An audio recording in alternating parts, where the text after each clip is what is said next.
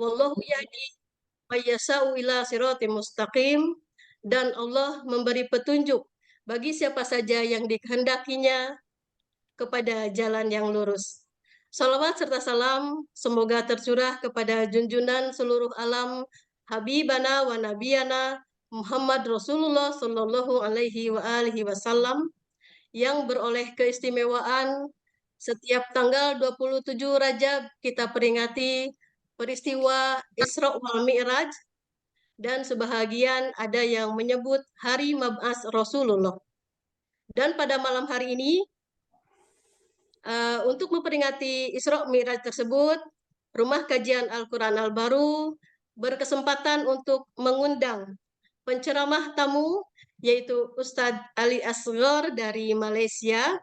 Namun sebelum itu, izinkan saya untuk membacakan terlebih dahulu susunan acara pada malam hari ini. Yang pertama, pembukaan. Yang kedua, tilawah Al-Quran. Yang ketiga, sambutan dari Al-Mukarram Ustadz Muhammad Rusli Malik. Yang keempat, ceramah hikmah. Kemudian sebelum sesi tanya jawab, kita akan mendengarkan persembahan puisi dari Ibu Samsah Jafar. Dan yang ketujuh, yang tak kalah menariknya, akan ada pembagian door prize berupa buku yang berjudul Lelaki Sunni di Kota Syiah.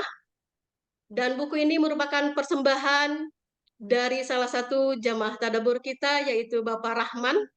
Kita haturkan banyak terima kasih kepada Bapak Rahman yang telah mempersembahkan hadiah bukunya kepada kita semua pada malam hari ini. Syukran jazakumullahu khairan. Dan terakhir acara kita tutup dengan doa. Baiklah Bapak Ibu jamaah tadabbur Al-Quran yang dirahmati Allah, untuk keberkahan acara ini mari kita awali dengan pembacaan basmalah dan salawat. Bismillahirrahmanirrahim. Allahumma salli ala Muhammad wa ali Muhammad. Allahumma salli ala Muhammad wa ali Muhammad. Allahumma salli ala Muhammad wa ali Muhammad. Selanjutnya kita akan mendengarkan pembacaan ayat suci Al-Quran yang akan dibacakan oleh Saudara Alif Ghazali yang merupakan santri dari Khotamun Nabiyyin, yang akan membacakan surah An-Najm ayat 11 sampai 18. Kepada Saudara Alif Ghazali dipersilakan. Cek. Jelas suaranya? Jelas.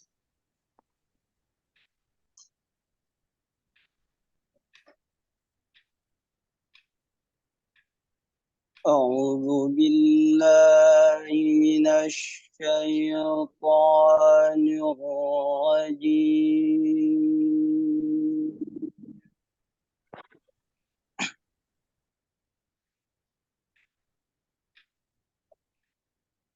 بسم الله الرحمن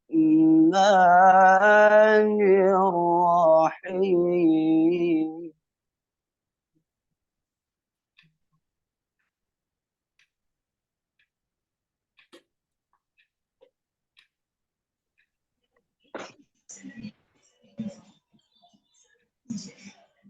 ما كذب الفؤاد ما رأى أفتمارونه على ما يرى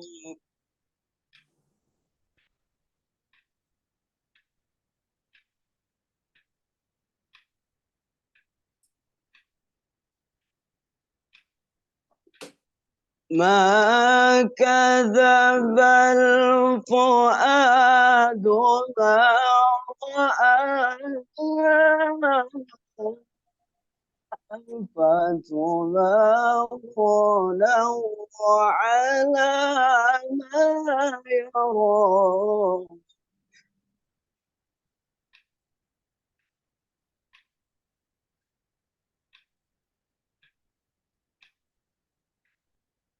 ولقد رآه نزلة أخرى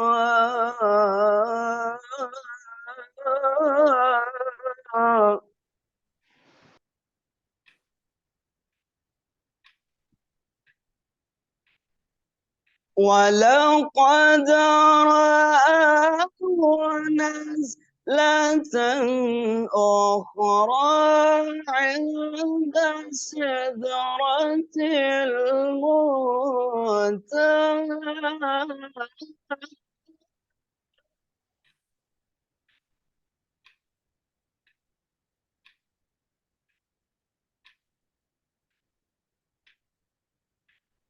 عند سدرة المنتهى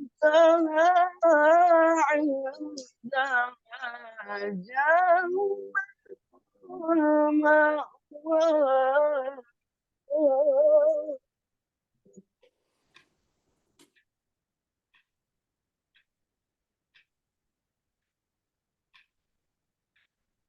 إذ يغشى السدرة ما يغشى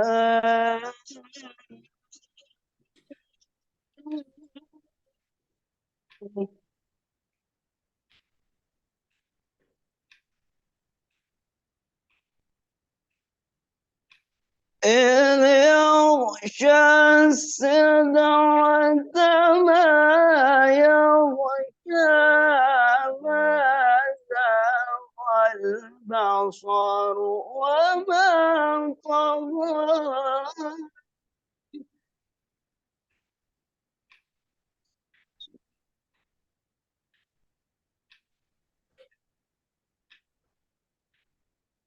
ما زاغ البصر وما طغى لقد رأى من آيات ربه الكبرى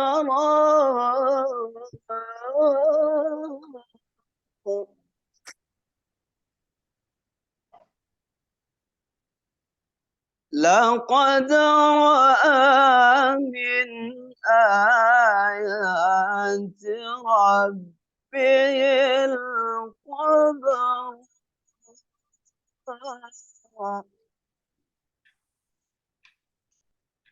لقد رأى من آيات ربه الكبرى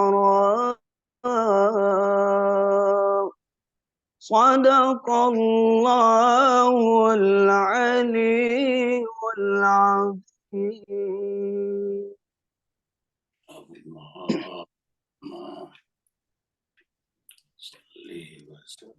Allahumma salli wa sallim wa zid wa barik ala rasulillah wa alihi at-tahar ala rasulillah wa alihi at-tahar Allahumma salli Sadaqallahul Aliyyul Azim. Kami aturkan terima kasih kepada Saudara Alif Ghazali yang telah membacakan ayat suci Al-Quran. Semoga Allah menurunkan rahmatnya kepada kita semua, khususnya bagi yang membaca, umumnya bagi kita semua yang mendengarkannya. Amin ya Rabbal Alamin. Untuk selanjutnya yaitu sambutan dari Al-Mukarram Ustadz Muhammad Rusli Malik selaku pengasuh dan pembina Rumah Kajian Al-Quran Al-Baru. Kepada Ustadz Rusli Malik dipersilakan. Terima kasih banyak Bu Meli. Bismillahirrahmanirrahim. Assalamualaikum warahmatullahi wabarakatuh.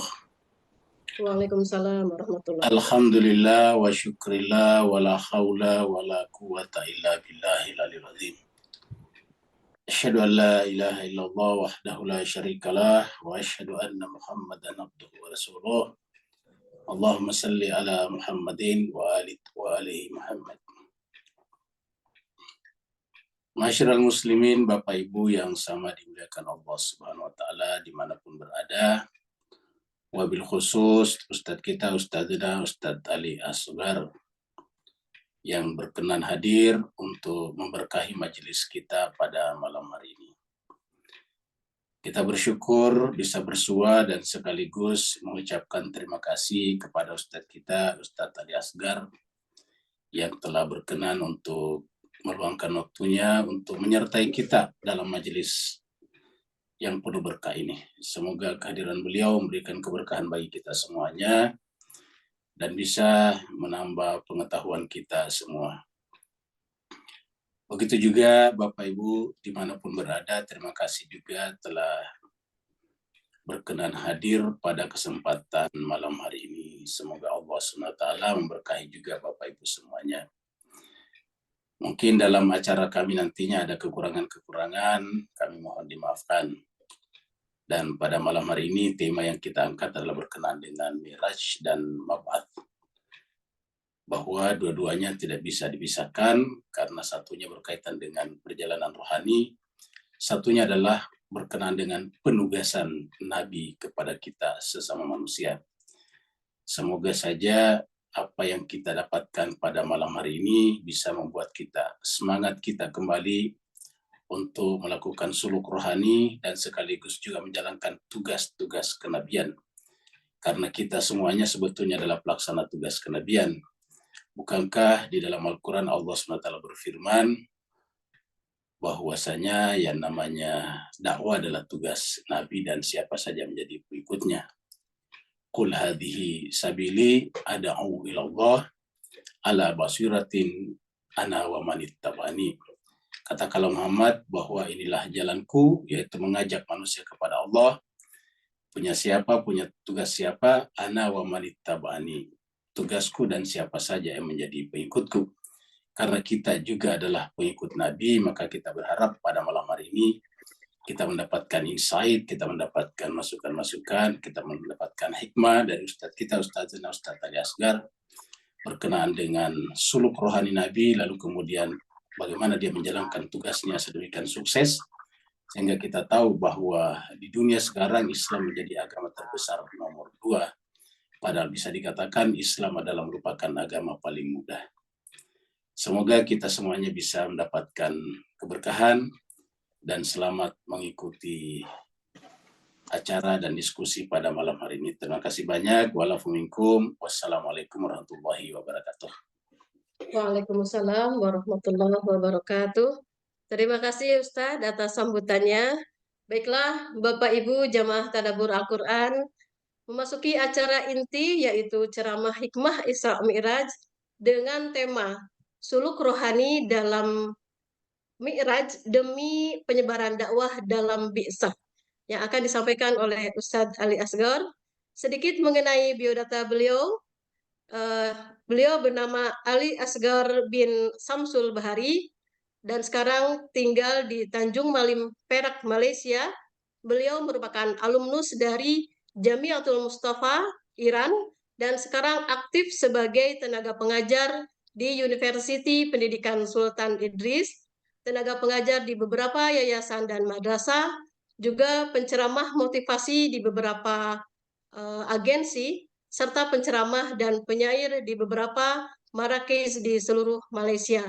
Dan tentu juga masih banyak sekali aktivitas beliau yang tidak dapat saya sebutkan satu persatu sekarang ini. Untuk selanjutnya, tanpa berpanjang kata, baiklah, mari kita simak baik-baik ceramah dari Ustadz Ali ini selama 40 menit ke depan. Karena di sesi door prize nanti akan ada kuis yang berupa pertanyaan yang akan disampaikan oleh Ustadz Ali, dan yang dapat menjawab dengan benar akan mendapat hadiah. Baiklah, kepada Ustadz Ali dipersilakan. Tafadhol Ustadz. أعوذ بالله سميع عليم من الشيطان الرجيم بسم الله الرحمن الرحيم الحمد لله رب العالمين بارئ الخلائق أجمعين باعث الأنبياء والمرسلين والصلاة والسلام على حبيبنا وشفيعنا وزهرنا ومولانا أبي القاسم المصطفى محمد اللهم صل على محمد وآل محمد وعجل فرجهم وعلى أهل بيت الطيبين الطاهرين المعصومين الميامين ولا سيما بقية الله في أرضين ولعنة دائم على أعداء الله ظالمهم من الأولين والآخرين إلى يوم الدين اللهم وفقنا لما تحب وترضى إلهي آمين. Yang saya muliakan Al-Fadhil Al-Mukarram Ustaz Muhammad Rosli, terima kasih atas jemputan Ustaz pada malam ini. Yang saya hormati Bu Lili sebagai pengerusi majlis ataupun host pada malam ini, dan juga yang saya muliakan qari kita pada hari ini yaitu saudara Alif yang telah menyampaikan ayat suci Al-Quran sebentar tadi, dan yang saya sanjungi para hadirin dan hadirat yang hadir pada malam ini di pertemuan kita di majlis kita, Majlis Tadabbur Al-Quran, dan hari ini bersempena dengan Mi'raj dan juga Mab'asnya Rasulullah SAW. Pertama-tama saya memohon maaf jika bahasa yang saya gunakan mungkin agak sukar ataupun sukar untuk dipahami, kerana saya agak bisa berbahasa Indonesia dengan baik. Tapi saya mencuba untuk memberikan yang terbaik pada malam ini. Jadi saya memohon maaf jika terdapat kekurangan di dalam ceramah ataupun tazkirah saya pada malam ini. Minta maaf ya semua. Jadi alhamdulillah pada hari ini kita di bawah satu tajuk, satu topik, satu perbahasan, iaitu suluk rohani dalam Mi'raj demi penyebaran dakwah dalam Bi'tsat ataupun Mab'as ya Rasulullah SAW. Seperti yang dikatakan oleh Al-Fadhil Ustaz Rosli sebentar tadi, kita ini memikul tanggungjawabnya Rasulullah SAW dalam menyampaikan dakwahnya Rasulullah SAW. Di malam ini, Ana memulakan perbahasan kita dengan mari kita mengenal kedudukan Rasulullah SAW di sisi Allah Subhanahu Wa Taala. Di dalam Al-Quran, Allah Subhanahu Wa Taala menggelar ataupun memberi nama kepada Rasulullah SAW sebagai Abd. Ini adalah sebuah gelaran menunjukkan panggilan Allah SWT ke atas seorang insan yang dicintai, yang memiliki makam yang khusus, Sebagai contoh, kita melihat dalam Al-Quran, Allah SWT menyebutkan Subhanallazi asra bi'abdihi lailam minal masjidil haram ila masjidil aqsa barakna haulah. Allah menggunakan gelaran ataupun panggilan kepada Rasulullah itu dengan perkataan abd, iaitu hamba. Abdun, hamba. Hambanya Allah Subhanahu Wa Taala. Di sini makam hamba memiliki makam yang sangat luar biasa di sisi Allah Subhanahu Wa Taala. Kerana sebagai contoh, ketika mana ahli falsafat ataupun ahli falsafah ketika mana memanggil syekh, jika diletakkan syekh tanpa nama apa-apa, semua ahli filsafat akan memahami bahawa syekh tersebut adalah Ibn Sina. Ataupun jika memanggil sebagai Okhun bermaksud kita mengetahui bahawa ianya gelaran untuk mula sadra. Walaupun syekh mungkin banyak, ada syekh Ahmad, syekh Muhammad, tetapi ketika dipanggil dengan gelaran syekh sahaja, bermaksud ianya menunjuk kepada Ibn Sina. Ataupun sekiranya kita memanggil bagi mereka yang mempelajari fiqh yang dalam, ilmu fiqh, ketika mana kita membaca ataupun menyebut nama hanya sebagai alamah, sedangkan di dalam dunia ini banyak alamah Tabatabai sebagai contoh, ramai alamah yang ada di dalam dunia.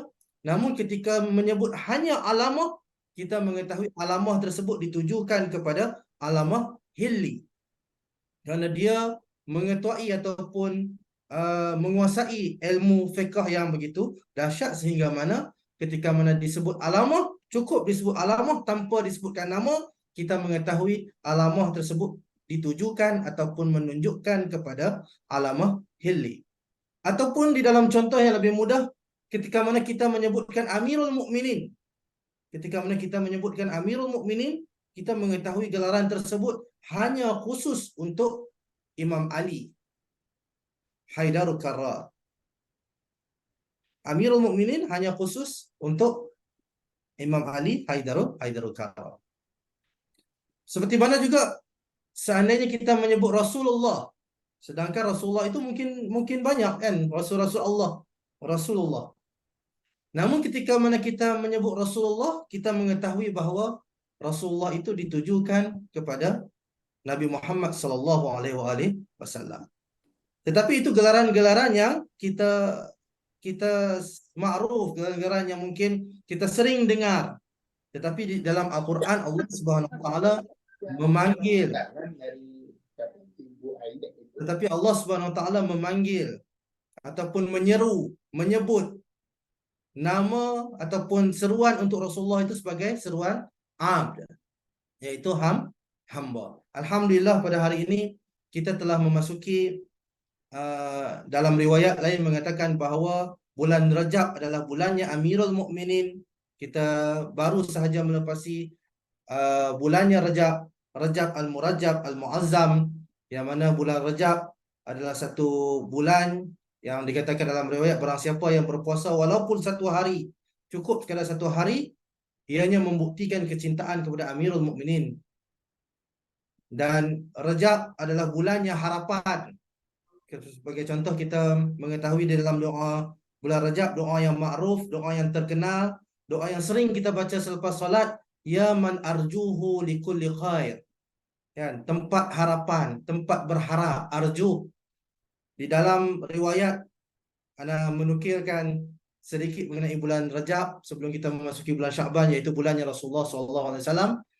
Di dalam riwayat mengatakan bahawa satu-satunya ibadah yang masih berfungsi, yang masih diterima di hari akhirat, di yaumil hisab, tidak ada lagi ibadah yang diterima oleh Allah Subhanahu wa taala. Sekiranya kita di yaumil hisab, di hari timbangan, hari akhirat, kita ingin solat kita tidak lagi bermanfaat. Kita ingin puasa kita tidak lagi bermanfaat. Kita ingin mungkin zikir kita mungkin tidak lagi bermanfaat. Namun hanya ada satu amalan yang masih bermanfaat. Ada satu ibadah yang masih lagi diterima oleh Allah Subhanahu wa taala di hari akhirat dan di hari kiamat, yaitu hadis yang dinukilkan oleh Imam Ja'far Shadiq mengatakan bahawa ketika mana manusia telah pun ditimbang amal ibadahnya, dan ada sebilangan di kalangan mereka yang mana amal ibadah mereka kurang, amalan baik mereka kurang, dosa mereka banyak, dan mereka ini akan dibawa ke neraka. Para malaikat telah mengheret mereka untuk masuk ke dalam yang neraka, namun mereka, sebilangan di kalangan mereka menoleh ke belakang, melihat di tempat timbangan dengan satu harapan. Ini ibadah harapan. Ibadah mengharap kepada Allah Subhanahu wa taala, mengharapkan keampunan Allah Subhanahu wa taala. Dan inilah satu-satunya ibadah yang masih bermanfaat, yang masih diterima oleh Allah SWT di yaumul hisab dan di hari kiamat, yaitu harapan kepada Allah SWT. Imam Ja'far mengatakan bahawa Allah SWT berfirman kepada para malaikat, mengatakan, duhai para malaikat, mereka yang menoleh ke belakang, yang masih mengharapkan keampunanku, yang masih mengharapkan kasih sayangku, yang masih mengharapkan kemurahan keampunanku, maka ampunkanlah mereka dan bawakanlah mereka ke syurga. Dan ini adalah satu-satunya amalan yang masih diterima di hari kiamat ataupun di hari yaumul hisab mengikut riwayat. Dan bulan Rajab kita mulakan dengan doa yang paling penting, iaitu ya man arjuhu likulli khair wa amanu saqatahu inda kulli syar, sehingga ila akhir doa. Ini sebuah doa yang sangat besar, iaitu harapan. Kita mulakan Lailatul Qadar kita yang akan menjelma dengan harapan kepada Allah SWT. Itu bulannya Amirul Mukminin. Dan kita sekarang ini masuk ke dalam bulan Syaban. Dikatakan dalam riwayat, bulan Rajab adalah bulannya Amirul Mukminin, bulan Syaban adalah bulannya Rasulullah SAW, dan bulan Ramadan adalah bulannya Allah Subhanahu wa taala.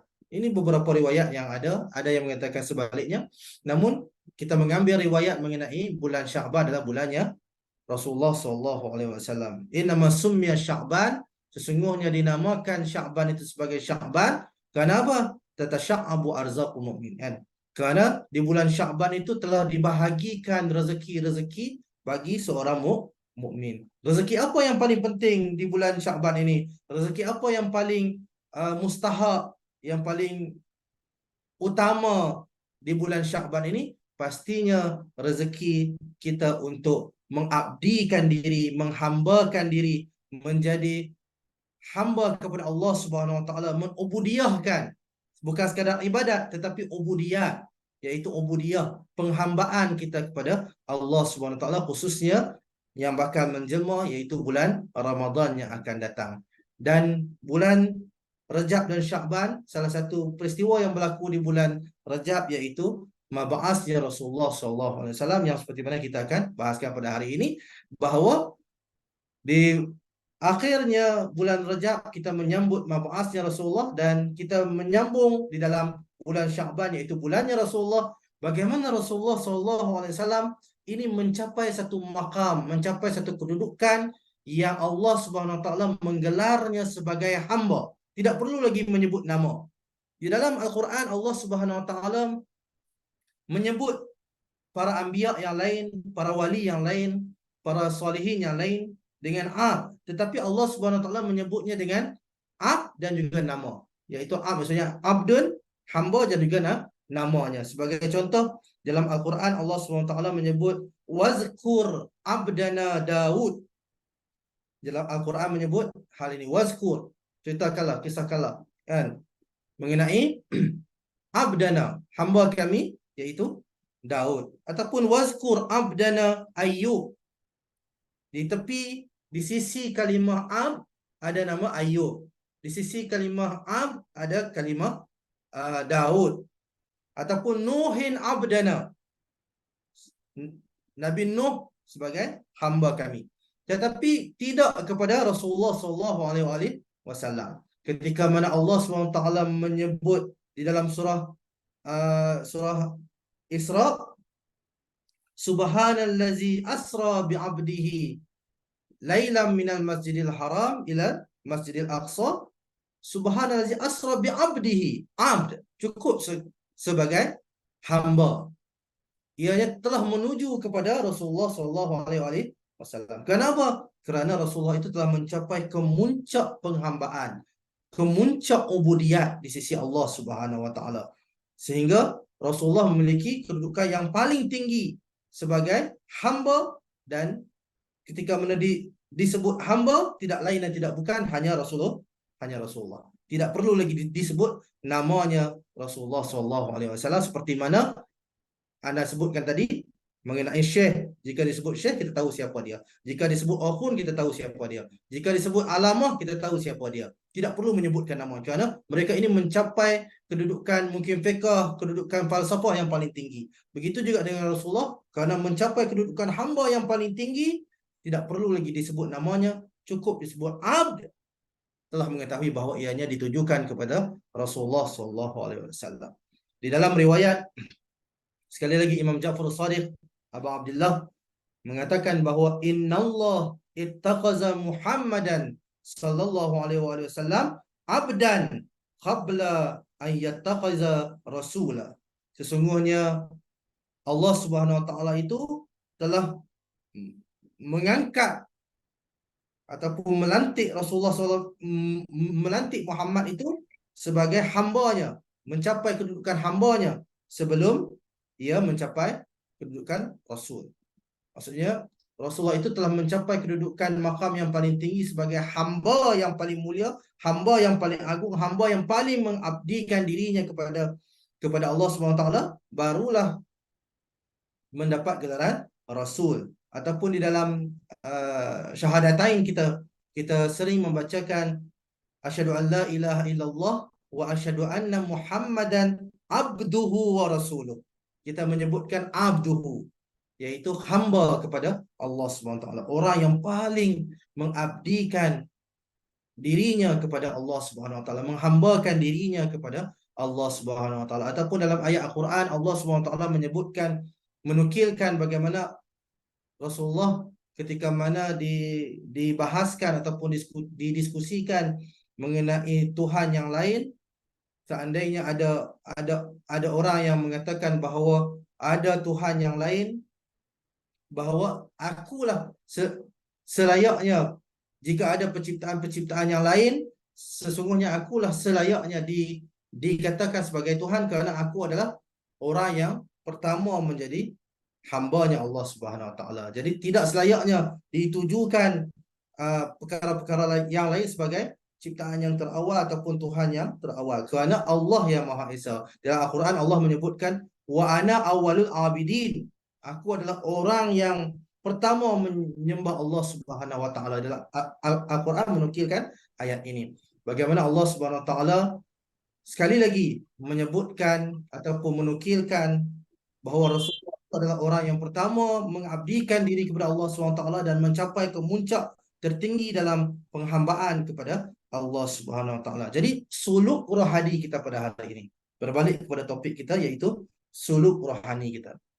Jadi suluk rohani kita pada hari ini ataupun perjalanan rohani, pembinaan rohani kita pada hari ini dalam Mi'raj ya Allah, seperti mana yang anda bukakan tadi ayat Mi'raj, bagaimana Allah SWT memulakan ayat Mi'raj ini ataupun pertemuan Nabi Muhammad dengan Allah SWT dengan sebuah titik ataupun sebuah poin yang penting bagi kita, iaitu kita perlu menjadi hamba yang hakiki, hamba yang sebenar. Hamba itu tidak cukup sekadar ibadat, hamba itu perlu bersama-sama dengan ubudiyat. Terdapat perbezaan di antara ibadat dan juga ubudiyat. Kan? Ibadat hanyalah amalan-amalan penghambaan, iaitu seperti solat, seperti doa, seperti zikir, seperti sedekah dan sebagainya. Tetapi ubudiyat adalah penghambaan yang sebenar kepada Allah Subhanahu Wa Taala dengan apa yang diperintahkan oleh Allah Subhanahu Wa Taala. Hari ini sebagai contoh di dalam Mi'rajnya Rasulullah, kalau mungkin anda menyebut yang sedikit mengenai Mi'rajnya Rasulullah, Rasulullah itu tidak dimi'rajkan hanya satu kali. Rasulullah itu di dalam riwayat menceritakan bahawa Rasulullah itu dimi'rajkan sebanyak 120 kali. 120 kali. 120 kali Rasulullah dimi'rajkan oleh Allah Subhanahu Wa Taala. Dan di dalam riwayat juga menceritakan di sepanjang 120 kali mi'rajnya Rasulullah, tidak ada sekalipun terkecuali mengenai wilayahnya Amirul Mukminin. Setiap kali dimi'rajkan Rasulullah SAW, maka Rasulullah akan dipesan, akan diberikan pesanan mengenai wilayahnya Amirul Mukminin Ali bin Abi Thalib.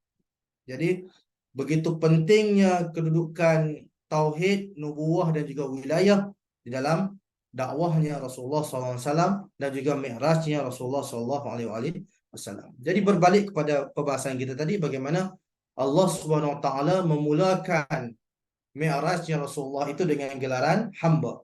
Dan hari ini langkah pertama ataupun step pertama ataupun permulaan kita untuk menjejaki suluk rohani ini, pertama sekali kita perlu menjadi hamba yang asli, hamba yang hakiki kepada Allah Subhanahu Wa Taala. Di dalam Al-Quran Allah Subhanahu Wa Taala menyebutkan dua hal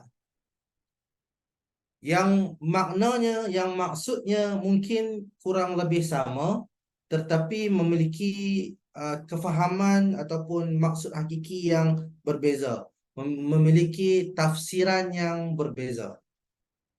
Di dalam Al-Quran Allah Subhanahu Wa Taala menggunakan perkataan subul sebagai maksud lorong ataupun jalan, dan juga Allah Subhanahu Wa Taala menggunakan perkataan sirat yang juga jika diterjemahkan secara rambang, secara kasar, juga membawa maksud lorong ataupun jalan.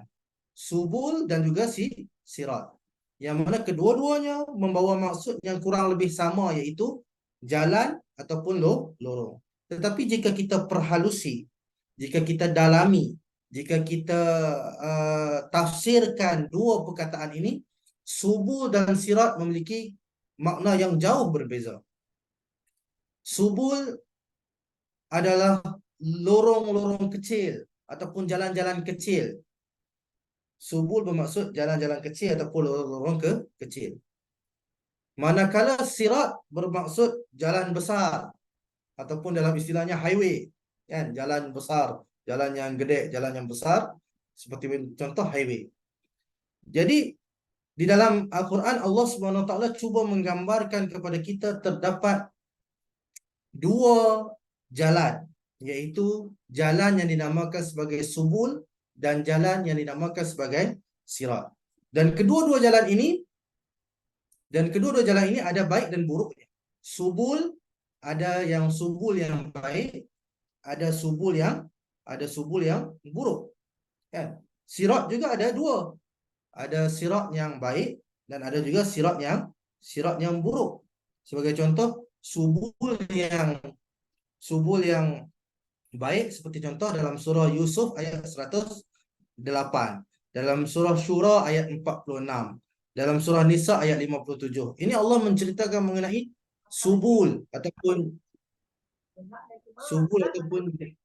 ataupun jalan-jalan yang baik, jalan-jalan kecil, lorong-lorong kecil yang ke arah kebaikan. Ada juga subul yang menuju ke arah keburukan. Sebagai contoh di dalam surah Al-An'am ayat 153 ataupun dalam surah Al-Furqan ayat 44, Allah menceritakan bagaimana ini subul-subul yang buruk. Tadi subul-subul yang baik, ini adalah subul yang buruk. Begitu juga dengan sirat. Kita ada sirat wa an ya'buduni hadza siratul mustaqim. Ada juga siratil jahim. Terdapat siratil mustaqim, terdapat juga siratil jahim. Yaitu lorong yang besar yang menuju ke arah kebaikan ataupun jalan yang besar menuju ke arah kebaikan, dan juga terdapat jalan yang besar menuju ke arah keburukan. Jadi kedua-duanya memiliki baik dan buruk. Cuma yang anak ingin bahaskan pada hari ini, yang ingin kita tekankan dan memberikan perhatian pada malam ini adalah bagaimana Allah membezakan kedua-dua ini, yaitu subul dan juga sirat. Di sini kita memahami perbezaan ibadah dan juga ubudiyat. Di dalam sirat terdapat subul, tetapi di dalam subul belum tentu ianya menuju ke arah sirat. Begitu juga di dalam ubudiyat terdapat ibadah, tetapi di dalam ibadah belum tentu menuju ke arah ubudiyat. Bagaimana kita melihat ibadat orang-orang yang Allah nukilkan di dalam Al-Quran. Sebagai contoh, ibadatnya syaitan. Bagaimana Allah menolak ibadatnya syaitan ketika mana dia tidak sujud kepada Adam, tidak tunduk kepada Adam. Bagaimana Allah menolak ibadat pendeta ataupun ulama'nya, alimnya Bani Israel yang Allah nukilkan dalam surah Al-A'raf ayat 175. Allah menceritakan bagaimana seorang alim dari kalangan Bani Israel yang banyak ibadahnya, tetapi ketika mana datangnya Nabi Musa, dia tidak menerima dan menolak Nabi Musa, malah menentang dan berperang dengan Nabi Musa. Allah menukilkan bagaimana ulama ini digelar sebagai anjing. Di dalam Al-Quran menukilkan hal ini. Dalam surah Al-A'raf ayat 175,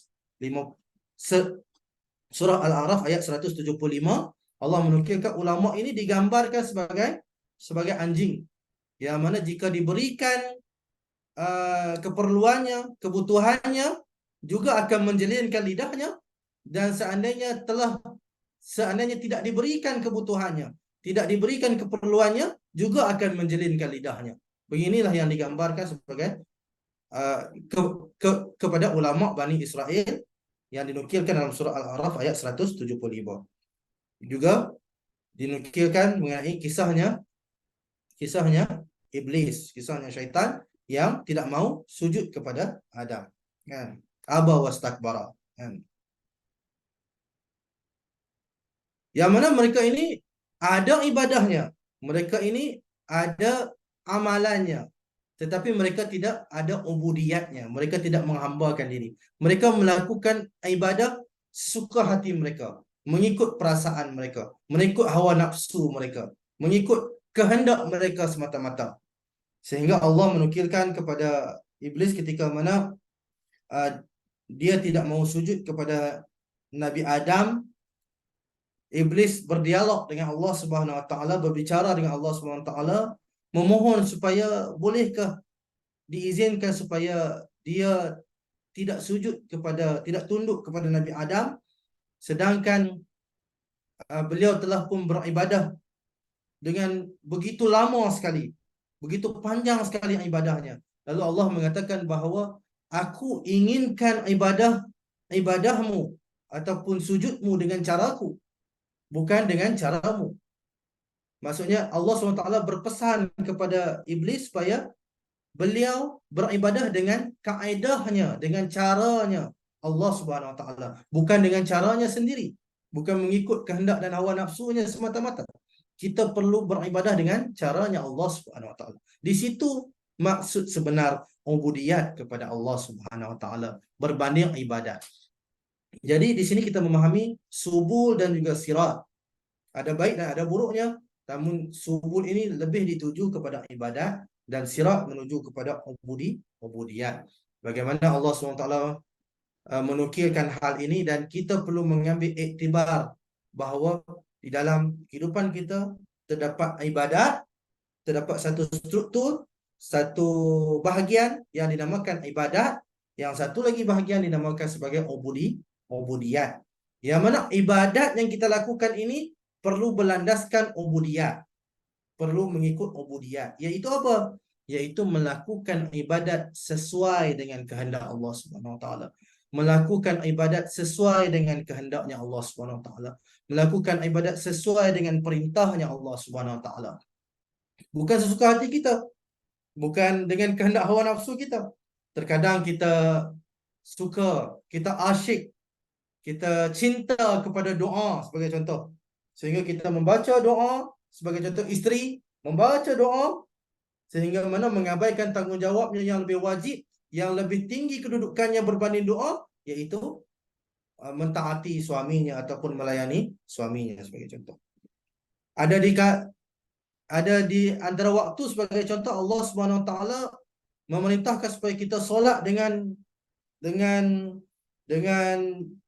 khusyuk, dengan perlahan-lahan, dengan tidak terkejar-kejar, tidak segera-segera, kerana awal waktunya sesuai. Tetapi ada waktu mungkin Allah SWT mengatakan bahawa kita perlu solat dengan keadaan sesegeranya mungkin. Sebagai contoh, mereka yang telat bangun tidurnya, yang contohnya di waktu subuhnya hampir habis. Waktu subuhnya sudah mau habis, mau tamat. Jadi di situ Allah SWT memerintahkan kita supaya solat dengan segera. Jika tidak mampu untuk mengambil wuduk, maka tayamumlah. Di sini kita diuji sama ada kita ingin mengikuti Allah ataupun mengikuti diri kita. Kita ibadat dengan cara Allah ataupun dengan cara kita sendiri. Mungkin di antara kita merasakan, seandainya ana solat tanpa wuduk, ana rasa macam tidak sempurna lah di waktu itu. Ketika kita telat bangun subuh, kita telat bangun solat, waktunya hampir habis, tiba-tiba kita merasakan, aku perlu berwuduk, aku tidak mau tayamum. Sedangkan di situ Allah perintahkan supaya kita bertayamum kerana waktunya sudah hampir habis. Solat sesegera yang mungkin. Kita nak solat dengan perlahan-lahan, dengan khusyuk, sedangkan Allah memerintahkan supaya kita solat dengan segera kerana waktunya hampir habis. Ini di bulan Ramadan yang akan tiba sebagai contoh. Ada di antara kita yang mungkin uzur, yang mungkin sakit, yang mungkin tidak mampu berpuasa. Tetapi beliau merasakan beliau hendak berpuasa, suka untuk berpuasa walaupun memudaratkan dirinya. Tak apa, enggak apa-apa, tetap ingin berpuasa. Sedangkan Allah Subhanahu Wa Taala mengatakan bahawa haram bagi mereka yang berpuasa seandainya puasa tersebut memudaratkan dirinya. Sebagai contoh, beliau memiliki sakit yang sangat teruk, gastrik yang sangat teruk sebagai contoh. Yang seandainya beliau berpuasa memudaratkan dirinya, sakitnya makin teruk, sakitnya makin yang merebak, dia tidak boleh berpuasa. Tapi kerana dia cintakan ibadah, dia tetap ingin berpuasa. Ini adalah ibadah yang tidak mengikuti perintah Allah SWT, tidak mengikuti hukumnya Allah SWT. Sedangkan Allah memerintahkan bagi mereka yang uzur syar'i, uzur yang tak mampu untuk berpuasa, tidak dibolehkan berpuasa. Dan seandainya puasa itu memudaratkan dirinya, maka haram puasa tersebut. Haram puasa tersebut. Jadi di sini kita diuji di sepanjang ibadah, di sepanjang pengabdian kita kepada Allah, kita diuji. Adakah kita mengabdikan diri beribadah mengikut cara Allah ataupun mengikut cara diri kita sendiri? Kita beribadah, solat, puasa, zikir, sedekah, doa, munajat dengan cara Allah ataupun dengan cara hawa nafsu kita semata-mata. Sebagai contoh, kita melaksanakan solat malam dengan kaedah kita terangkan rumah, sedangkan dalam perintah bahawa solat malam itu perlu disenyapkan. Ada solat yang perlu kita azan, huru-hara berlaku supaya semua orang tahu itu adalah waktu solat. Tapi ada solat yang perlu senyap, perlu diam. Sebagai itu solat-solat malam. Jadi ini yang penting, yaitu kita melalui subul menuju ke sirat dengan cara Allah Subhanahu Wa Taala. Beribadat menuju ubudiyat dengan cara Allah Subhanahu Wa Taala. Dan hari ini di dalam topik kita, iaitu suluk rohani di dalam Mi'raj ini, pertama sekali kita perlu menjadi hamba yang benar-benar mengikuti perintahnya Allah Subhanahu Wa Taala, benar-benar mentaati Allah Subhanahu Wa Taala, benar-benar menghambakan diri, berubudiyat kepada Allah SWT dengan sebenar-benar cara yang Allah kehendaki, Allah perintahkan, Allah berikan kepada kita. Dengan cara inilah perlu kita beribadah kepada Allah Subhanahu Wa Taala. Salawat Allahumma salli ala Muhammad wa ali Muhammad wa ajil farajahum. Ini suluk rohani demi penyebaran dakwah. Setelah mana kita mempersiapkan diri kita dengan ibadat-ibadat yang menuju ubudiyat, ibadat-ibadat yang menuju penghambaan yang hakiki, penghambaan yang asli, sehingga kita menjadi menjadi hamba. Tetapi di dalam ibadat ini juga kita perlu, sebelum anda membawa kepada masalah penyebaran dakwah dalam biasa, sebelum kita berdakwah, sebelum kita menjalankan tugasnya Rasulullah SAW, antara poin ataupun antara perkara yang sangat penting di dalam ibadah ini, di dalam ubudiyat, ibadah menuju ubudiyat ini, adalah kita perlu hamba itu ataupun itu, orang yang menghambakan diri kepada Allah itu, mereka akan merasai ibadah yang mereka lakukan. Ada ibadah yang kita syok sendiri, kita akan ikut hawa nafsu kita. Tetapi ada ibadah saat kita melakukan dengan tepat, dengan benar, ianya akan memberikan satu rasa dalam kehidupan kita. Ibadah itu perlu dirasai. Kita perlu merasai bagaimana manisnya solat. Kita perlu merasai bagaimana asyiknya membaca Al-Quran, tadarus Al-Quran. Bagaimana asyiknya ataupun enaknya kita berpuasa, bagaimana enaknya zikir, betapa manisnya berdoa. Ini semua perlu kita rasai. Seandainya kita beribadat tanpa ada rasa, ibadat ini tidak akan kekal lama dalam kehidupan kita. Ibadat ini perlu memiliki rasa, perlu memiliki keenakannya, kemanisannya, keasyikannya. Jadi bagaimana kita ingin mendapatkan keasyikan dalam ibadah ini? Salah satu cara yang paling penting adalah kita mengamalkannya dengan sebenar-benarnya. Tidak cukup sekadar sekali dua, mungkin memerlukan 1 tahun. Sebagai contoh, dalam riwayat juga menukilkan bahawa barang siapa yang melakukan sebuah perubahan yang kecil, walaupun perubahan itu perubahan yang kecil, tapi melakukan perubahan dalam hidupnya, dan perubahan itu dikekalkan sehingga setahun, barulah ibadat itu ataupun perubahan kebaikan itu akan meresap dalam dirinya, akan memberikan rasa dalam dirinya. Sebab itu banyak sekali anak ungkapkan di dalam kuliah-kuliah ataupun ceramah-ceramah anak mengatakan bahawa Tuhan itu tidak cukup sekadar untuk dikenali. Tuhan itu perlu dirasai. Tuhan itu tidak cukup sekadar dikenali. Kadang-kadang kita belajar ilmu tauhid, ilmu kalam, tentang ketauhidan Allah SWT, tetapi tidak cukup sekadar mengenal Tuhan, tetapi kita perlu merasai Tuhan. Begitu juga dengan imam, dengan wilayah, imam zaman kita. Kita tidak cukup sekadar mengenali imam zaman kita. Kita perlu merasai imam zaman kita. Begitu juga dengan sebagai contoh solat, kita perlu merasai solat kita. Tak cukup kita belajar ilmu fiqh, ilmu pemahaman mengenai solat, falsafah solat, tetapi kita perlu merasai solat. Kita perlu merasai puasa. Dalam kelas tadabbur Al-Quran, sebagai contoh, kita membaca Al-Quran. Al-Quran tidak cukup sekadar dibaca dan dipahami ilmu-ilmunya, tetapi Al-Quran itu perlu dirasai. Dirasai kebesaran dan keagungan, kemanisannya Al-Quran itu. Bagaimana kita ingin merasai tersebut?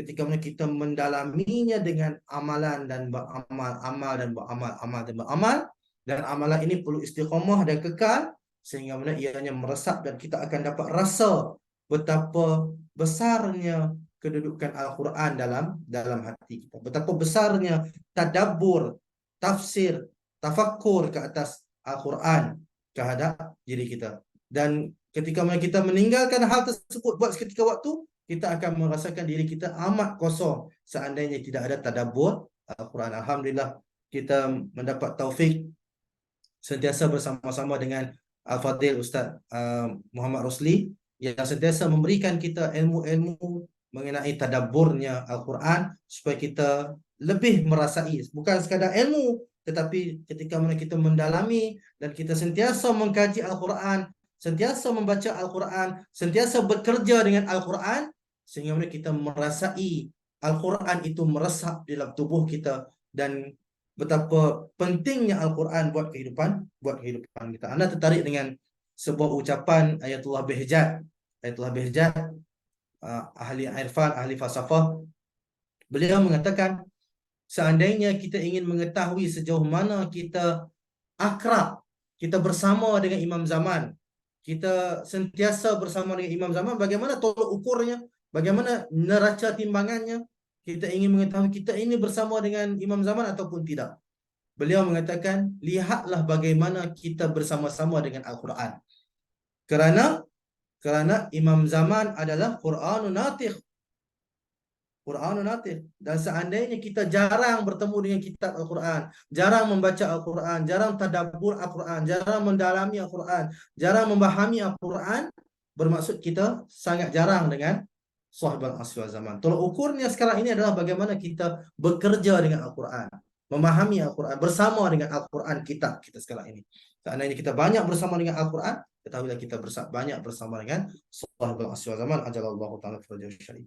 Jadi di sedikit waktu yang ana tersisa sekarang ini, ana ingin menghabiskan pembahasan kita pada hari ini, yaitu bagaimana setelah kita memahami masalah ubudiyat, ibadat dan ubudiyat, kita membawa diri kita, setelah kita merasai ibadah yang kita lakukan, kita menjadi abid, kita bukan sekadar menjadi abid yang sekadar beramal, tetapi abid yang menghambakan diri kepada Allah SWT dengan sebenar-benarnya, dengan ubudiyah yang sebenarnya, dengan rasa dalam setiap ibadah kita, barulah kita boleh membawa amalan kita, membawa apa yang dibawa oleh Rasulullah itu menuju ke arah dakwah dalam bi'asah, iaitu kita menyebarkan apa yang kita lakukan. Kadang-kadang penyebaran itu tidak perlu dengan lidah. Kadang-kadang penyebaran itu cukup dengan perbuatan. Penyebaran itu kadang-kadang cukup dengan berdiam. Penyebaran itu kadang-kadang cukup dengan melakukan tindakan fizikal. Apatah lagi seandainya penyebaran itu mampu dilakukan dengan dakwah dengan lisan. Jadi bagaimana penyebaran bi'sah itu, penyebaran dakwah itu, demi penyebaran dakwah dalam bi'sah itu kita ingin memikul tugasnya Rasulullah itu bagaimana? Ketika mana kita telah mencapai dan dapat merasai sedikit dari manisnya ibadat. Seandainya kita belum dapat merasai sesuatu hal yang enak, bagaimana kita ingin mengkhabarkan kepada fulan hal ini sangat enak. Sebagai contoh, kita ingin mengkhabarkan kepada seseorang mengenai betapa enaknya kek ini. Kalau di Malaysia itu ada satu kedai kek yang dinamakan Secret Recipe. Namanya Secret Recipe, iaitu resepi rahsia, kan? Jadi kek di kedai tersebut sangat enak. Seandainya belum kita merasai manisnya kek di kedai tersebut, bagaimana kita ingin mengkhabarkan kepada orang bahawa kek di kedai ini sangat enak, sangat manis, sangat sedap, sangat lezat? Pastinya kita telah pun mencicip, telah pun merasai, telah pun memakan kek di kedai tersebut. Begitulah kita ketika mana kita ingin menyebarkan jalannya Rasulullah yang sangat indah, sangat enak, sangat lazat, sangat tinggi dan sangat mulia di sisi Allah Subhanahu Wa Taala. Kita perlu merasai walaupun yang sedikit. Sebenarnya kemampuan kita tidak mampu merasai seperti mana Rasulullah merasai sehingga beliau digelar sebagai tetapi kita perlu mencapai semaksimum yang mungkin, merasai semaksimum yang mungkin, barulah kita mampu menceritakan kepada kawan-kawan kita, barulah kita boleh menyampaikan dakwah kita, sama ada dakwah tersebut berbentuk lisan maupun fizikal maupun apa saja. Yang kaedah yang kita mampu lakukan dalam penyebaran dakwah, awalnya perlu kita merasai kemanisan jalannya Rasulullah itu, jalannya wilayah itu, jalannya Muhammad dan keluarga Muhammad itu. Kita perlu merasai manisnya. Akhirnya kita akan menceritakan kepada fulan bin fulan, kita menceritakan kepada Ibu Mili manisnya syafaat, manisnya ziarah, manisnya doa, manisnya doa iftitah, manisnya puasa, manisnya doa kumail. Sebagai contoh, manisnya solat malam. Ketika mana kita telah asyik, kita telah tenggelam dalam solat malam, kita telah merasa manisnya solat malam. Ketika mana kita telah merasai betapa solat ini menyelesaikan seluruh masalah dalam kehidupan kita. Anda tertarik dengan sebuah ucapan daripada Ibnu Sina. Beliau mengatakan, setiap kali aku memiliki masalah dalam kehidupanku, aku akan melaksanakan solat 2 rakaat dan segala permasalahanku akan selesai. Betapa beliau menikmati solat sehingga mana setiap permasalahan hidup diselesaikan dengan kaedah solat. Nah, inilah yang perlu kita lakukan, iaitu kita perlu mendalami ibadat sehingga kita menjadi hamba dalam ubudiyat, lalu kita bawakan ibadat dan ubudiyat kita ini menuju ke jalan dakwah dalam skop kita, dalam kawasan kita yang termampu. Sebagai contoh, kita ada daerah, kita ada keluarga, khususnya yang keluarga kita, kepada isteri, kepada anak, kepada generasi kita. Ini adalah tugas yang sangat penting. Hu anfusikum wa ahlikum, kan? Jadi kita perlu menjaga diri kita, menjaga keluarga-keluarga kita, memberikan dakwah dan tarbiyah khususnya kepada anak-anak kita, khususnya kaum ibu, dan juga tidak lupa kepada kaum ayah. Ini adalah tugas yang sangat penting, iaitu mendidik anak-anak kita, mendidik generasi kita supaya sentiasa berpegang kepada nubuahnya Rasulullah SAW dan juga wilayahnya Amirul Mukminin. Hal ini sangat-sangat penting supaya generasi kita terus berpegang kepada jalan Islam yang asil, iaitu jalan Muhammad dan keluarga Muhammad, iaitu kita sentiasa memberikan tarbiyah, walaupun tarbiyah kita kadang-kadang dalam berbentuk kisah, walaupun tarbiyah kita mungkin kadang-kadang dalam berbentuk nasihat, walaupun tarbiyah kita mungkin kadang-kadang dalam bentuk perbuatan. Anda tertarik baru-baru ini terdapat satu pertanyaan dari seorang ikhwan kita mengenai ibunya. Ibunya tidak mau solat. Ibunya tidak mau solat. Beliau bertanya kepada saya, Ustaz, bagaimana saya ingin lakukan seandainya ibu saya tidak mau solat? Saya juga telah mengajaknya, menyerunya untuk solat bersama-sama saya, malah dimarahi saya, malah di dimaki ataupun dihardik saya. Lalu bagaimana saya ingin lakukan? Saya mengatakan terkadang dakwah itu tidak perlu dengan mulut, dengan ajakan, tetapi dakwah itu terkadang dengan perbuatan kita. Bagaimana kita mungkin melakukan solat di hadapannya, bagaimana dengan akhlak kita, menunjukkan bahwa inilah akhlak orang yang melakukan solat. Inilah uh, sikap, sifat orang yang melakukan solat. Bagaimana kebaikannya, bagaimana penjagaannya, bagaimana lemah lembutnya. Ini akhlak adalah jalan yang terbaik bagaimana kita untuk mencapai ataupun menyampaikan dakwah. Tapi akhlak ini juga perlu dididik. Akhlak ini tidak sampai seperti seruan wahyu tiba-tiba menjadi akhlak yang mulia, tidak. Akhlak ini perlu dibentuk, akhlak ini juga perlu ditarbiyah, akhlak ini juga perlu dihidupkan dengan adab, kan? Bagaimana kedudukan adab itu lebih tinggi daripada akhlak. Ini pembahasan yang lain yang mungkin kita tak mampu bahaskan pada hari ini. Tetapi ala kulli hal, dengan pembentukan diri kita seperti mana Rasulullah membentuk dirinya menjadi hamba yang hakiki, sehingga mana di dalam akhlak yang mulia Rasulullah, dalam ibadah yang hebat Rasulullah, di dalam sujud yang luar biasa Rasulullah, di dalam jihad yang luar biasa Rasulullah, di dalam infak yang luar biasa Rasulullah, menjadi tarikan, menjadi penarik kepada umat manusia untuk mengikuti jalannya Rasulullah. Begitu juga kita perlu lakukan. Kita perlu mendidik diri kita, mentarbiah diri kita, mengadapkan diri kita dengan ibadah dan menjadi hamba yang sebenar sebagai ubudiyat yang Anda katakan tadi, sehingga kita hebat dalam infak, kita hebat dalam pertolongan, kita hebat dalam mengambil tahu isu-isu sekeliling kita seperti jiran-jiran kita, seperti isu-isu Palestin. Kita amat sensitif mengenai orang-orang yang terzalimi. Kita akan membela orang-orang yang terzalimi. Kita hebat dalam ibadah, kita hebat dalam Quran, kita hebat dalam ilmu, kita hebat dalam pemikiran, kita hebat dalam segala-galanya, sehingga ianya menjadi tarikan dari setiap sudut, ianya menjadi tarikan kepada umat manusia untuk mengikuti jejak ini. Sebagaimana Rasulullah bukan sekadar menyampaikan dakwahnya hanya sekadar ilmu, tetapi dengan akhlak, dengan pembelaan ke atas kaum tertindas, di dalam jihad, di dalam segala-galanya Rasulullah menjadi orang yang paling hebat, yaitu hamba yang paling hebat, sehingga mana ianya menjadi tarikan bagi orang-orang dari setiap sudut. Yang hamba akan tertarik dari segi bagaimana mereka Rasulullah membela mereka. Yang ahli ilmu akan tertarik dengan Rasulullah, bagaimana dengan keilmuannya Rasulullah. Ahli ibadah akan tertarik dengan ibadahnya Rasulullah. Ahli orang fakir miskin akan tertarik dengan betapa murahnya Rasulullah SAW dalam menginfak, memberikan sumbangan, memberikan bantuan kepada mereka. Ini kita perlu lakukan dalam kehidupan kita, menjadi hamba yang terbaik, sehingga mana di dalam setiap sudut kita mengikuti jejak langkahnya Rasulullah, dan itulah tarikan, itulah dakwah kita kepada umat manusia supaya mereka mengikuti kita, baik dari kalangan keluarga kita maupun yang lebih besar dalam organisasi, masyarakat maupun negara. Sekali lagi Ana memohon maaf atas segala salah silap Ana pada hari ini.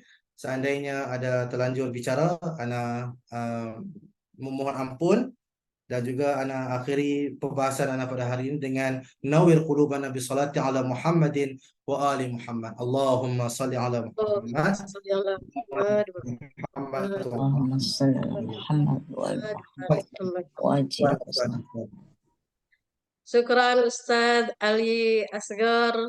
Mungkin masih banyak secret recipe yang ingin dibagikan pada malam hari ini, namun apa daya waktu yang membatasi kita. Baiklah Bapak Ibu, sebelum sesi tanya jawab, kita akan mendengarkan terlebih dahulu persembahan puisi dari Ibu Samsah Jafar. Kepada Ibu Samsah dipersilakan. Terima kasih. Bismillahirrahmanirrahim. Allahumma salli ala Muhammad wa ali Muhammad. Hadirin majelis ilmu yang berbahagia, Assalamualaikum warahmatullahi wabarakatuh. Waalaikumsalam warahmatullahi wabarakatuh. Isra Mi'raj, tahun kesedihan begitu berat dilalui sang tajalli Tuhan, Sayyidul Wujud, Al-Mustafa, Al-Hadi Muhammad.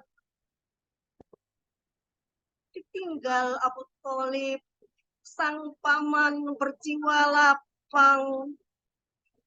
Ditinggal Khadijah Al-Kubra, sang kinasih penuh basyirah. Jiwa mutmainnah itu menempuh jalan sunyi.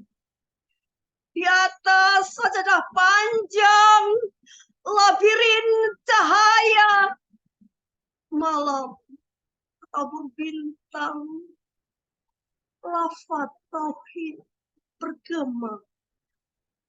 Bersorban cinta, berjubah rela, sang pemilik nama di alam Jabarut, Hamid undang. Sang kekasih menempuh perjalanan suluk rohani. Isra dari Masjidil Haram ke Masjidil Aqsa. Mi'raj ke langit tertinggi. Sidrah Al-Muntaha.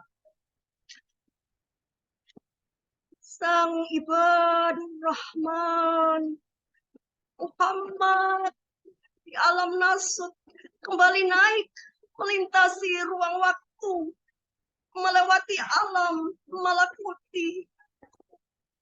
Sang Ahmad berjumpa wujud sang maha indah, sang welas asih, kekasih paling pengasih. Jibril pendamping Rasul tak sanggup sampai ke sana. Namun sang kekasih melebur menjadi cahaya, berpendam. Muhammad Al-Mustafa sudah berada di orbit dan panggilan Hamid. Inginkah Hamid tetap tinggal di Sidrah Al-Muntaha? Tidak. Justru saat menjadi Hamid, beliau turun menjadi Ahmad, lalu turun kembali ke bumi menjadi Muhammad. Ketika menjadi Hamid, beliau potensial. Namun ketika turun ke bumi, Muhammad menjadi aktual.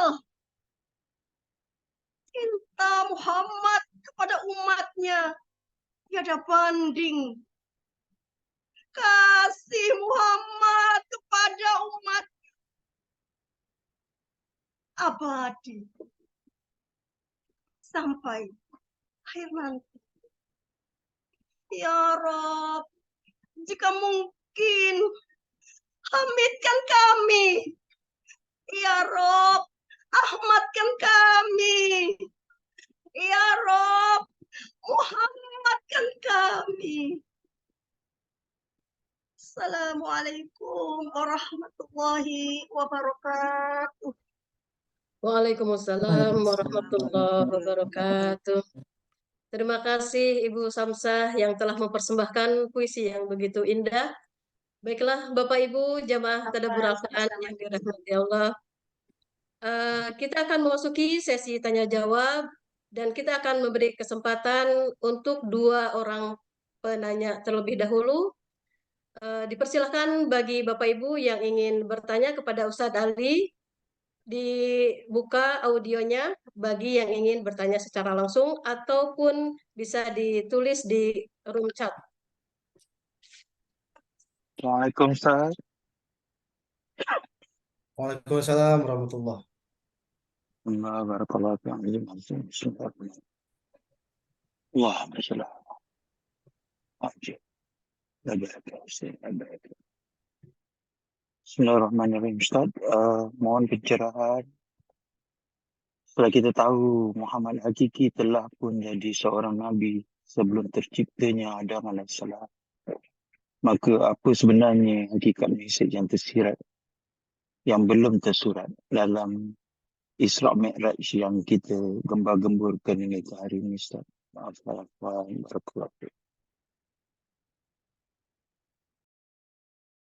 Kurang lebih anda memahami bahawa Muhammad itu telah diciptakan lebih awal berbanding segala-galanya, dan ditanyakan oleh Bapak tadi mengenai apakah maksud hakiki mengenai penciptaan awal ini mungkin ya. Yang anda faham begitulah. Jadi dari ringkasan soal jawabnya ini, kerana waktu tidak mengizinkan kita, di sini menunjukkan betapa tingginya keagungan Rasulullah SAW, bagaimana nurnya Muhammad itu dicipta lebih awal berbanding segala yang lain. Dan ya Ahmad laulaka lama khalaqtu aflak, seandainya bukan kerana dikau wahai Muhammad, tidak akan tercipta alam ini, segala-galanya tidak akan tercipta. Semuanya hasil daripada nurnya Muhammad SAW. Di sini kita memahami bahawa betapa tingginya kedudukan Rasulullah SAW, sehingga di waktu Isra' Mi'raj pun kita mendapati bahawa Rasulullah juga mampu mencapai kedudukan yang mana di satu saat Jibril pun tidak mampu pergi, melainkan Rasulullah SAW sahaja yang mampu pergi ke langit yang seterusnya, yang mana Jibril pun tidak mampu pergi, sehingga riwayat menceritakan bahawa Jibril mengatakan kepada Rasulullah, seandainya aku pergi lagi lebih tinggi, maka sayap-sayapku, tubuhku semuanya akan terbakar. Jadi tidak mampu mencapai cahaya yang lebih tinggi, yang mampu mencapai hanyalah Rasulullah SAW, kerana seluruh alam ini, seluruh ciptaan itu hasil daripada nurnya Muhammad SAW. Dan di kisahnya Isra' Mi'raj terbukti bahawa Rasulullah itu memiliki kedudukan yang sangat luar biasa, lebih tinggi dari segala-galanya, sehingga mampu bertemu dengan Allah Subhanahu Wa Taala, berbicara dengan Allah Subhanahu Wa Taala di satu tempat yang tidak ada satu makhluk pun yang mampu capai, mampu sampai, mampu tiba di situ kecuali hanya Rasulullah SAW. Afwan. Baik Ustadz, untuk kesempatan satu pertanyaan lagi ada di chat room. Barangkali Ustadz Ali bisa membaca secara langsung.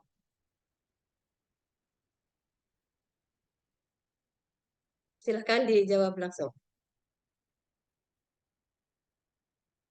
Okey, saya bacakan soalannya. Salam Ustaz, Waalaikumsalam. Apakah daripada Ahmad, daripada soalan dari Ahmad, apakah hikmah ataupun rahsia di sebalik kata abdihi dan bukan nama Rasulullah itu sendiri pada peristiwa Mi'raj yang tersebut? Seperti yang anda katakan sebentar tadi, perkataan abdihi itu menunjukkan makam dan kedudukan Rasulullah tanpa disebut namanya Rasulullah. Tanpa disebut nama, itu menunjukkan Rasulullah telah mencapai makam hamba yang sangat tinggi, sehingga semua orang mengetahui hamba hanyalah Rasulullah. Hamba yang tertinggi hanyalah Rasulullah. Tidak perlu diperkenalkan lagi, kerana seluruh alam, seluruh cakrawala, seluruh penghuni langit dan bumi mengetahui Ab yang sebenar hanyalah satu, hanyalah Rasulullah SAW. Ab yang lain, hamba-hamba yang lain, semuanya perlu disebut nama, kerana mereka tidak mencapai makam Ab yang paling tertinggi, sehingga seluruh alam terkenal mengenali Ab itu, iaitu Rasulullah SAW. Ini di dalam peristiwa Isra' Mi'raj, Allah memanggil Ab kepada Rasulullah tanpa menyebut nama, adalah bagaimana Allah ingin mengangkat kedudukan, mengangkat makamnya Rasulullah, sehingga Rasulullah itu hanya disebut sebagai Ab, supaya semua makhluk mengetahui, semua alam mengetahui, semua cakrawala mengetahui bahawa Ab yang paling tinggi adalah Rasulullah. Tak perlu sebut nama, semua alam dah kenal, iaitu Rasulullah SAW. Afwan, seperti yang anda katakan tadi.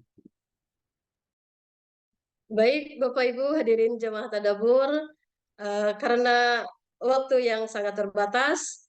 Selanjutnya tadi telah bertanya kepada Ustadz Ali dan sekarang waktunya Ustadz Ali yang bertanya kepada hadirin, kepada Bapak Ibu semua. Mungkin ada beberapa pertanyaan nanti akan disampaikan Ustadz Ali dan Bapak Ibu yang akan menjawab pertanyaannya dipersilakan untuk membuka audionya. Bisa dimulai Ustadz Ali, silakan. Terima kasih, terima kasih. Tadi mereka yang bertanya, sekarang saya yang bertanya. Namun Ibu Mili memerintahkan saya supaya memberi pesan kepada saya supaya pertanyaannya itu mudah-mudah aja. Ya, Ya, yang semuanya mudah-mudah. mampu menjawabnya insya Allah. Jadi dikarenakan kita di dalam kelasnya Fadil Ustadz Rusli, kelasnya tadabbur, kelasnya Al-Quran. Jadi persoalannya, kuisnya itu berkisar mengenai Al-Quran, bisa ya? Insya Allah, insya Allah. Masya Allah. Jadi persoalan yang pertama, apakah surah yang diturunkan 2 kali? Di Madinah pun diturunkan surah ini, di Mekah juga diturunkan surah ini. 2 kali Silakan. diteruskan. Ya. Yang diturunkan. Silakan. Bapak Ibu ada yang bisa menjawab? Surah yang diturunkan 2 kali di Mekah dan di Madinah? Belum ada yang berani, Surat Ustaz. Al-Isra. Boleh mencoba lagi, boleh mencoba lagi. Surat Al-Isra ya Ustaz. Boleh mencoba lagi. Bukan. Bukan Al-Isra katanya Ibu. Belum tepat ya? Surat Al-Isra belum tepat ya, Ustaz? Belum tepat. Ya. Silahkan Bapak Ibu yang lain yang bisa menjawab. Surahnya pendek aja. Surahnya pendek. Assalamualaikum. Surat An-Nasr. Juga tidak. Surahnya pendek di depan Al-Quran. Di muka surat depan Al-Quran terdapat surah tersebut. Surat Al-Fatihah, Ustaz. Surat Al-Fatihah. Itu surah Al-Fatihah. Siapa yang Surat menjawab? Al-Fatihah. Surah Al-Fatihah, Masya Allah. Ya, Ibu Ira yang menjawab. Allahumma sholli ala Muhammad wa ali Muhammad. Terima kasih, Ustaz. Terima kasih, Ibu Meli. Ya, Ibu Ira dapat buku ya. Yang kedua, Hadiahnya apa silakan ini? Ustaz. Hadiahnya apa ini, Mel? Buku Ustaz, buku dari Pak Rahman yang berjudul Lelaki Sunni di Kota Syiah. Masya Allah. Masya Allah. Yang kedua, Ustaz Ali, silakan. Yang kedua soalannya, apakah surah yang hanya terdapat 1 kasrah di dalamnya? Huruf kasrah ya, tahu kan? Huruf bawah itu. Fathah, kasrah, dhammah. Huruf bawah. Baris bawah, Silakan. baris bawah. Baris bawah.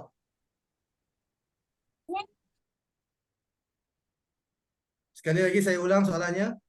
Surah apakah yang terdapat hanya 1 baris kasrah ataupun baris bawah di dalam surah tersebut? Dalam seluruh surah hanya ada 1 sahaja baris bawah di dalam surah tersebut. Silakan Bapak Ibu, ada yang bisa menjawab? Waduh, sulit kayaknya Ustaz Ali. Mudah. Ini mudah. Ini surah yang selalu dibaca. Surah ini mustahab. Surah Tauhid. Masya Allah. Siapa yang jawab itu? Pak Ben Yahya. Pak Ben Yahya. Alhamdulillah. Masya Allah. Qul huwallahu ahad, Allahu samad, lam yalid. Hanya ada 1 kasrah di bawahnya. Lam yalid, walam yulad, walam yakul lahu kufuwan ahad. Masya Allah. Alhamdulillah. Ketiga, Ustaz Ali, silakan. Oke. Tadi di dalam ceramah terdapat 1 ungkapan Anda mengatakan bahwa Rasulullah dimi'rajkan beberapa kali. Berapa kalikah Rasulullah dimi'rajkan oleh Allah Subhanahu wa taala? 120 kali. Masya Allah, 120 kali. Yang Siapa itu? menjawab Ibu Indri, ya. Alhamdulillah. Alhamdulillah. Agak pintar sedikit. Alhamdulillah. Baik, yang keempat Ustaz Ali, silakan. Yang keempat soalannya, berapa kali nama Muhammad atau Ahmad disebutkan di dalam Al-Quran? Ayo. Ada yang berani menjawab? Silahkan Bapak Ibu. 14 kali, Ustaz. 14 kali kurang tepat. Hampir. Jika 4 itu digabungkan dengan 1 mungkin hampir jawapannya itu. 5. 5, Masya Allah. Masya Allah, 5 kali. 4 kali nama Muhammad disebutkan dan 1 kali nama Ahmad disebutkan dalam Al-Quran. Jumlah keseluruhannya 5 kali nama Muhammad dan Ahmad disebutkan dalam Al-Quran. Masya Allah, salawat. Allah. Allahumma Ala sholli ala Muhammad Muhammad wa wa ali Muhammad. Muhammad. Tu'ajil farajakum. Allahumma sholli ala Muhammad. Jadi soalan yang mudah-mudah lagi, kita mudah-mudahkan lagi. Apakah surah yang digelar sebagai jantung dan apakah surah yang digelar sebagai pasangan kepada Al-Quran? Ini mudah. Yasin. Surah Yasin. Yasin. Surah Yasin sebagai jantung Quran. pasangan Al-Quran. Kakam ya. pasangan Ibu Kam silahkan. Ya, surah Yasin. Surah Yasin sebagai jantung, sebagai pasangan ya? Al-Quran. Pasangan Pasangannya. Al-Quran. Pasangan Al-Quran, surah yang digelar sebagai pasangan. Oh, Ar-Rahman. Ar-Rahman, salawat. Allahumma sholli ala Muhammad wa ali. Masya Allah, Masya Allah. Berilmu sekali semuanya. Mohon maaf Ibu Indri sudah ini beberapa kali menjawab ya. Ibu Indri sudah mendapat hadiah. Beri kesempatan kepada yang lain. Yang keenam berapa ada soalan masih ini? ada Ustaz Ali. Yang keenam silahkan. Oh, yang keenam ya. Yang keenam kita nyatakan surah yang namanya hanya 1 huruf. Surah yang namanya hanya 1 huruf. Nun Ustaz, kalam Ustaz. Kalam. Siapa Nun. sebut itu? Nun. Ya, nun. Ada 3 surah. Ada 3 surah. 1 Nun. Sot. Betul. Satu lagi.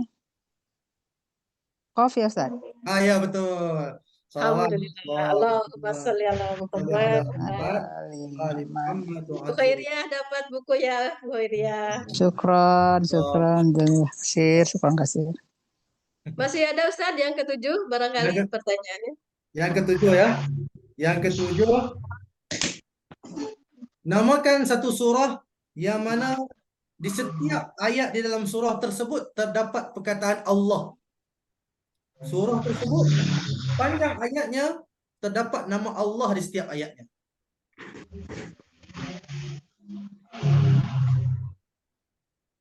Silahkan yang bisa menjawab.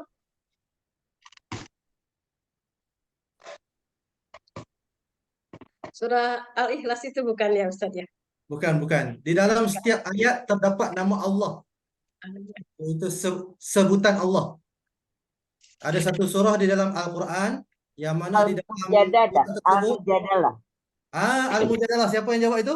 Werna. Masya Allah. Masya Allah. Allahumma sholli ala Muhammad wa ali Muhammad. Surah Al-Mujadalah di setiap ayatnya disebutkan nama Allah. Di setiap ayatnya. Masya Allah. Baik, yang terakhir Ustaz silahkan. Yang terakhir, ini soalan yang paling mudah mungkin insya Allah. Nyatakan satu surah yang mana di dalamnya terdapat 2 kali basmalah, 2 kali bismillah. Ayo, Ustaz, muridnya Ustaz Rusli itu pintar-pintar Ustaz. Muridnya Ustaz Rusli, Masya Allah, hebat belaka semua. Amin. Surat An-Naml bukan? An-Naml dulu, Masya Allah, betul. Terima kasih Ustaz. Muhammad. Hadiah bagi semua para pemenang. Semoga Allah SWT memberikan hadiah yang paling besar, yaitu syafaat dan juga perhatian khusus daripada sahibul asr zaman, insyaAllah. Amin ya rabbal alamin. Baiklah, demikian tadi rangkaian acara Isra dan Mi'raj. Kami mohon kepada Ustadz Ali untuk menutup acara ini dengan doa. Ustadz, silahkan. Bu Meli. Ya. Sebelum ditutup, mohon kepada yang tadi menjawab pertanyaan dengan benar untuk menghubungi Bu Ayu untuk alamat pengiriman buku. Oh iya betul. Nanti saya share nama-nama pemenang di grup Tadabur yang mendapatkan hadiah door prize untuk memberikan alamat pengirimannya kepada Ibu Ayu Munawaroh.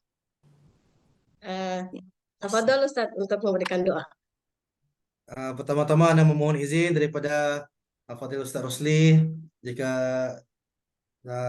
ada Ustaz Rosli mungkin ada doanya, jika tidak ini saya akan mulakan doanya. Al-Fadhil Ustaz, Antum Fadhal. Ustaz, antum Ustaz. Fadal.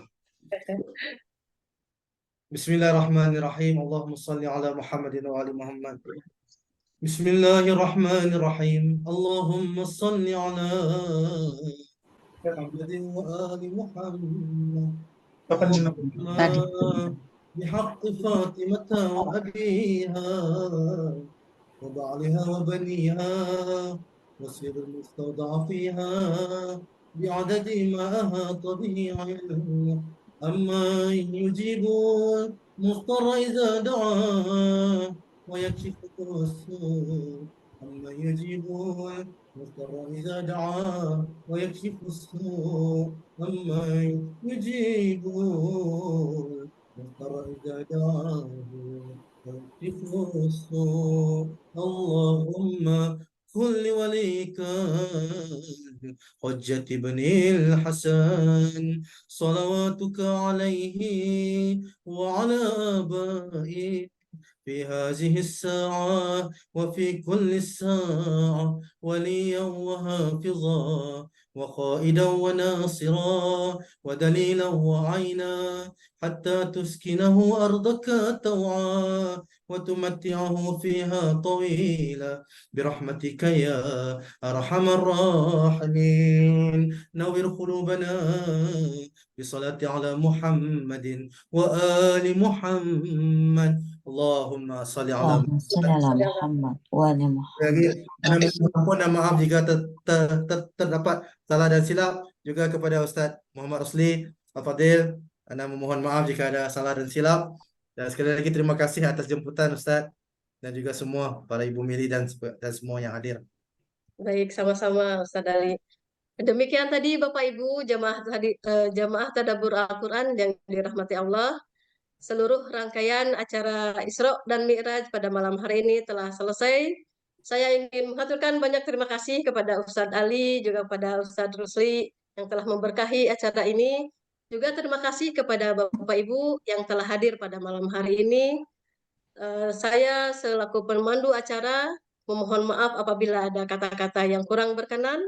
Wassalamualaikum warahmatullahi wabarakatuh. Waalaikumsalam warahmatullahi wabarakatuh. Terima kasih Ustaz Ali, Bu Meli, Terima kasih Ustaz Ali, ibu-ibu, bapak-bapak semua. Terima kasih Meli, Bu Ayu. Ibu Samsa, terima kasih. Ya, sama-sama Bapak Ibu. Terima kasih Ceng Ayu, terima kasih Ya, Ustaz, sama-sama Bu. Assalamualaikum. Terima kasih Ustadz Rusli, makasih Bu Ayu, makasih Bu Meli. Iya, sama-sama Bu Eli. Assalamualaikum. Waalaikumsalam warahmatullahi wabarakatuh. Terima kasih Bapak Ibu semua. Terima kasih semuanya. Terima kasih semua. Assalamualaikum. Waalaikumsalam warahmatullahi wabarakatuh. Sampai berjumpa lagi Ustazna, insyaallah. Insyaallah. Mohon pamit Ustaz. Assalamualaikum. Waalaikumsalam. Pak Ben Yahya, ini Pak Ben Yahya, saya boleh minta nomor HP-nya Pak Ben?